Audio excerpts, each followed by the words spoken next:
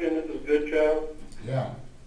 Yeah, Frank, go ahead. I brought this up before, and I know it can ruffle some feathers a little bit, but and Mike Murphy, feel free to chime in. Guys, I just can't get it out of my head that when we have a local contractor and bids this close, I'd like to figure out a way to use the local contractor because, and I have nothing against these others, but, you know, Kellen is local. Kellen's going to buy groceries here. They're going to spend money here. They're going to build houses here. They're going to do things here. And so I'm always going to chime in and say, is there a way we can use the local guy even though it's higher? There is not in this case, Clark. The law forbids it. We must take the lowest responsive and responsible bidder. So the only way to say no to Vanderwitt and Sons is if we deem them to be either non-responsive to the bid, or we have a reason to say that they're not a responsible bidder, which we do not have. And keep in mind, we always have to go to bids when the estimate exceeds a certain number. And in this case, it exceeded that number, so we went to bids, and so Vanderwitt's our low bidder. Yeah, and I just want to reiterate, I have nothing against them. I just heard a testimonial from the airport that they did a great job out there, but you know, I just wish there was some way, but I accept that. I figured that was the answer. Does that answer your question, Claire? Yeah. Okay. I think that number now is like 125,000, if I'm not mistaken. You mean the bid number? This is Jason. It's 139,000. Okay. When did that change? This year. Every year it changes. It changes every year. You know? Oh, I see. You mean towards Last year, Okay. last year it was 130. Yeah, you're right. You're right. Okay. Okay. I'd entertain a motion. This is DeWitt motioning to adopt resolution number 20-11, awarding the contract for the police station Berm project to Vanderwitt and Sons in the amount of $163,582.54. Is there a second? Nelson seconds the motion. Motion made and second to adopt resolution number 20-11, awarding the contract for the police station Berm project to Vanderwitt and Sons in the amount of $163,582.54. Do we have a roll call on that, Bev? Goodchild, Good job, yes. Knapp, Snap that. Donlin, Donlin, yes. Wick, Wick, yes. Nelson. Nelson, yes. Motion carried. Okay, moving on to action number 3 under the item items is the ambulance service ordinance. Attached is an ordinance to amend the Lamar's Code of Ordinance, Chapter 37, ambulance service. The change gives the council and/or the director the authority to remove any person from the ambulance service. Currently, only the council has this authority. The administration is recommended for approval. Is there any questions? I have 2 questions. This is Good Joe. Okay, go I ahead. have 2 questions. I'm just going to say them both at once, so that way, you know, you can communicate back. First of all, is this the standard procedure for street department, police department, parks department, whatever, that the director of those departments can terminate the employment without council approval, or is this one just kind of by itself? And so the second part to this, just to try to expedite it, I guess I feel that when removing any employee, any department head, along with the city administrator, should have that authority, with the exception of removing a department head. Then it should be the council involved in it also, but any employee being removed, whether it's a police officer, a fireman, a street department, or an ambulance person, I support giving that department head, in conjunction and in partnership with the city administrator, that authority. That's all I wanted to say. Jason? Clark, Jason. Yeah. I would say in all those other cases, all the other departments, I mean, that would be in some consulting with myself. These cases of fire and police and ambulance, I think they're direct.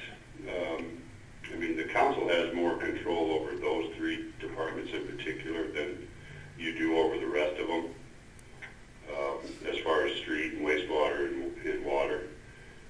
So I agree in the sense, I think the ambulance director, so Mike Weiss in this case, should still be in contact with at least council and the mayor prior to any decision being made. But Well, the way Jason, isn't the way this ordinance reads? Isn't the way the ordinance reads that the change? This is the fire chief. Can I add a thing, Dick? Yeah, go ahead. Go ahead, Dave. Okay, currently, the way that the fire department works is the fire chief has the right to hire and fire because everyone is at-will employee. By city ordinance, as Clark stated, the city has certain department heads that they have the right to hire and fire and have to always go to council. And they're listed, I believe it's the city clerk, fire chief, police chief, ambulance director, city administrator.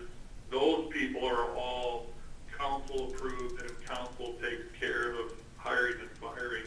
As far as interdepartmentally, the way we've done it the last 10 years, our city ordinance for fire says that the fire chief can hire and fire at will. We do take it to the city administrator if it's an issue, or just keep them advised. So the way Clark stated it is the way it's been done the last 11 years that I've been here on the fire department side by ordinance and by fire department bylaws. And I think we're just trying to match all the city departments up that way. But by the code, certain department heads, and there's six or seven of them listed, that the council has the say over. It's just we never wanted to bring every volunteer that needed to be terminated or was resigning to every council meeting. This is Clark. I think that's what I was saying. It should be up to. If I misspoke, if I somehow was misunderstood, I think that's exactly what I'm saying. I don't think the city council should be in on the part-timers or the whatever. I don't think we should be. What was asked was, is the ambulance different than the fire chief?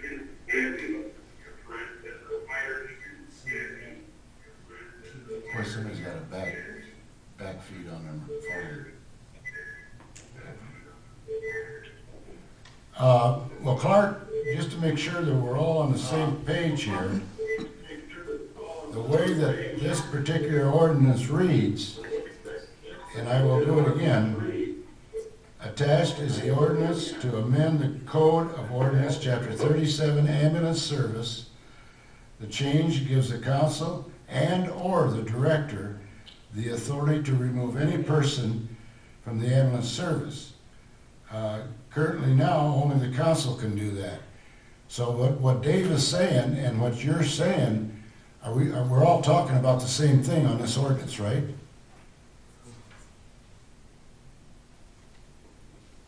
That's correct. I believe so. Okay, I just want to make sure that everybody's on the same page on this particular ordinance. But I think we're, in essence, I think we're all on the same page as far as people and everything. Okay, any other questions, regarding this?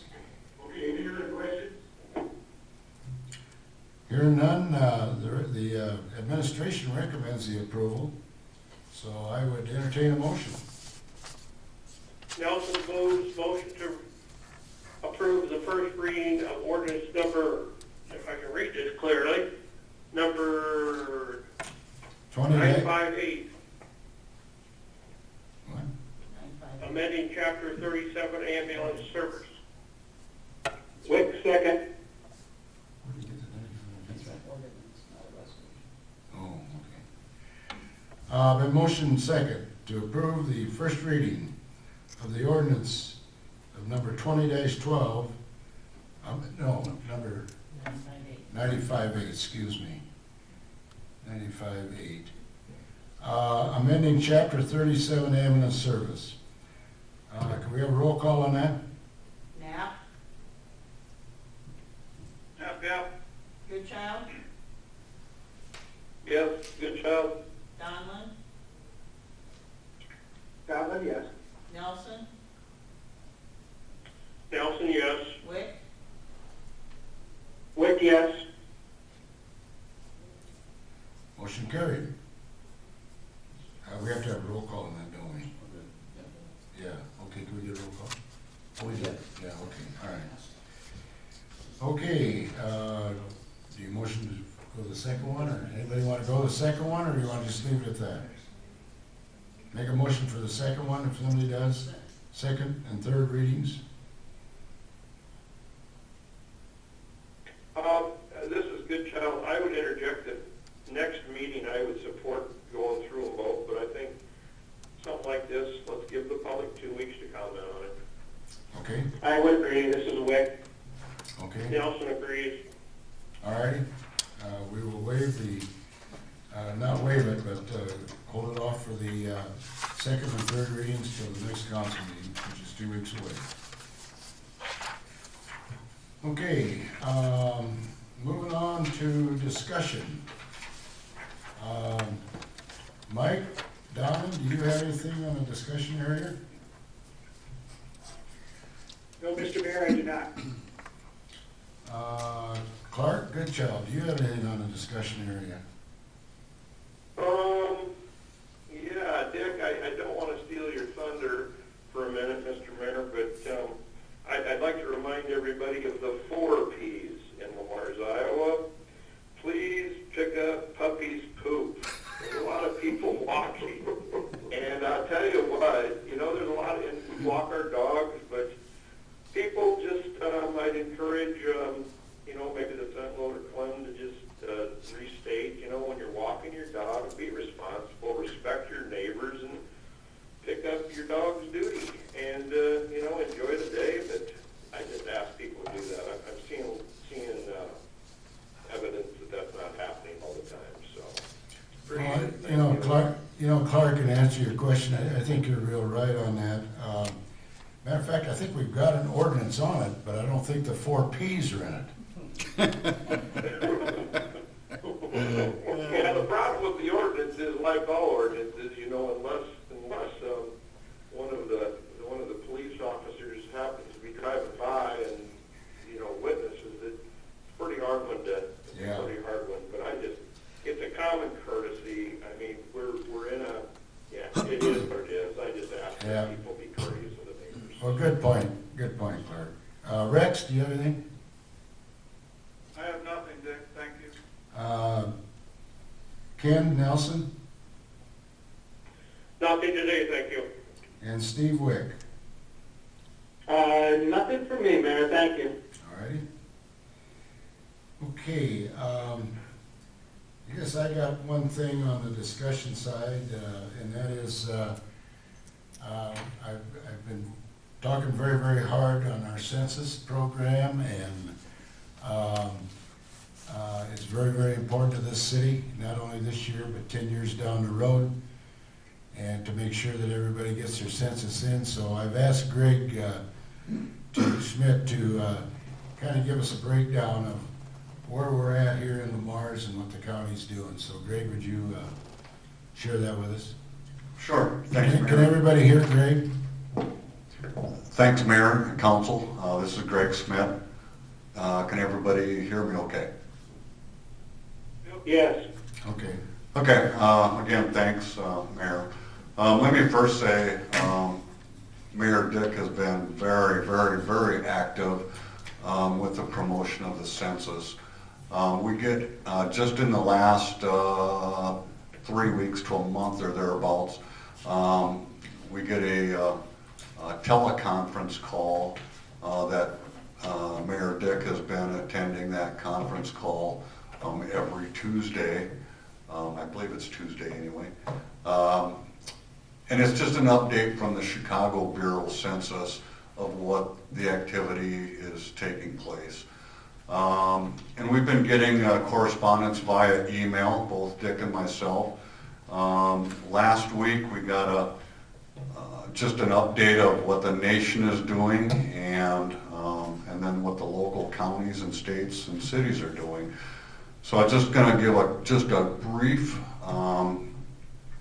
comparison on the national level as to how we locally in Iowa and the county and city, how we compare to those national figures. So right now we're in this point, in the stage of what they call self-response, where you've been notified by mail. You probably, council members have all gotten your census letter in the mail, and hopefully you have responded either via, the first notice was via website, doing your census, entering your census data on a computer. So nationally, it's at a 50.7% average is where we're at. Comparing that with the state, state of Iowa is at 56.9, so almost 57%. So we are up 7% from the national level. Locally, Plymouth County is at a 58.2% in comparison to the 50% national level. So Plymouth County is well above the halfway mark of having total compliance or response on the census. And then locally, within the city limits of Lamar's, we are at 57.1%. So just like 1% lower than the county level, but yet we are still 7% more than what the national level is. So I think that shows that, in Iowa, in the Midwest here, we are doing quite well. The surrounding counties, I pulled those up this morning. We're all about at the same level. I forget which county it was that is quite a ways ahead of us. It was either Woodbury or Cherokee that they are at like 65%. So they're way up there. But pretty much everybody else is in that mid 50% level, which is well above the national average.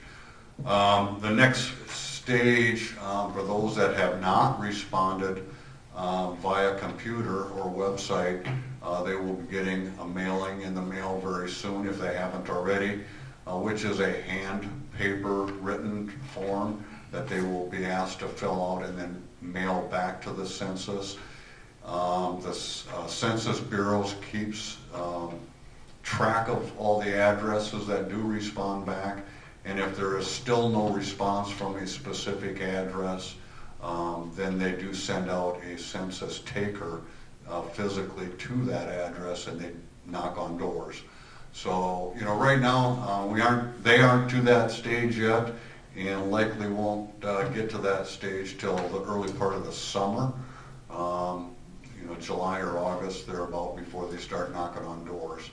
But we're above the average, so I think that says a lot for our area. So thank you. Good. Thanks a lot, Greg. I appreciate the information on that and the update, and just encourage people to don't forget to vote when you do get the census at your house. So. Okay, moving on to city administrator. Jason? You still there? Jason? Oh, sorry, I had it on mute. I'm gonna say, I just did a lot of talking. I'll tell you what, I'm really glad you took that off of mute, because I know you got a lot to talk about. All right.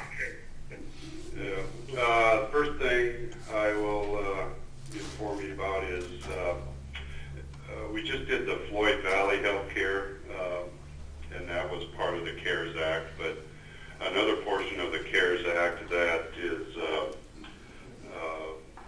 beneficial to us as a city is through that. There's $10 billion that has been through airport grants that is available